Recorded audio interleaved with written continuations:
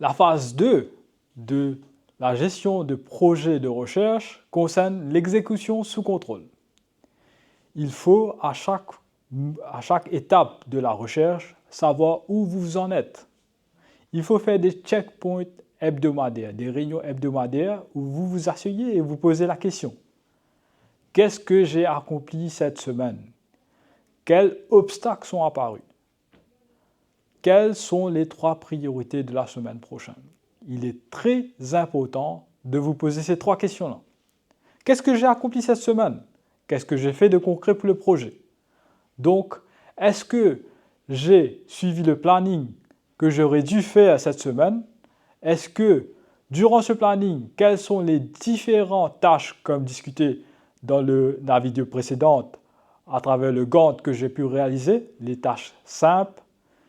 Quels sont les obstacles qui sont apparus? Est-ce que j'ai pu faire ces travaux-là basés sur le planning? Est-ce que j'ai dû utiliser plus de ressources? Est-ce que ces travaux ont requis plus de temps? Ou est-ce que ces travaux n'ont tout simplement pas pu se faire? Et quelle est la priorité de la semaine prochaine? Donc, comme j'ai dit auparavant, toute tâche est dépendante de l'autre. Donc, il faut savoir là les dépendances de chaque tâche. Il faut fixer les priorités de ce que vous allez faire après au cours de votre recherche basées sur cette dépendance.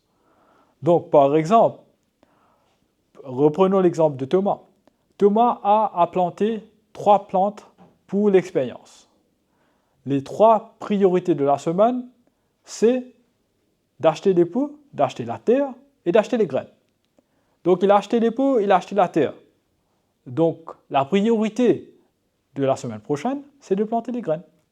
Donc, par rapport à ça, il faut impérativement développer vos priorités. Et là, il est très important de faire des checkpoints.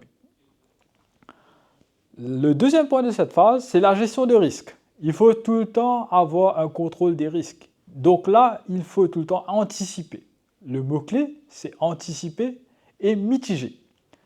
Donc, ce que je vous conseille à faire, c'est dans votre plan de gestion de projet, c'est de développer une table des risques. Quand vous avez déjà écrit tous les risques, c'est déjà 50% du travail déjà réussi.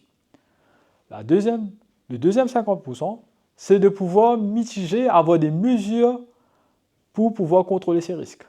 Et une fois que vous faites ça, vous êtes assuré de bien gérer les risques par rapport au projet. Une astuce, un laboratoire réunionnais garde toujours 2 congélateurs en parallèle parce qu'il y a 10 ans de cela, il a perdu tous ses échantillons lors d'une coupure de courant. Donc, gérez vos risques et ayez un checkpoint hebdomadaire. Dans la prochaine vidéo, nous allons parler de la gestion collaborative du projet.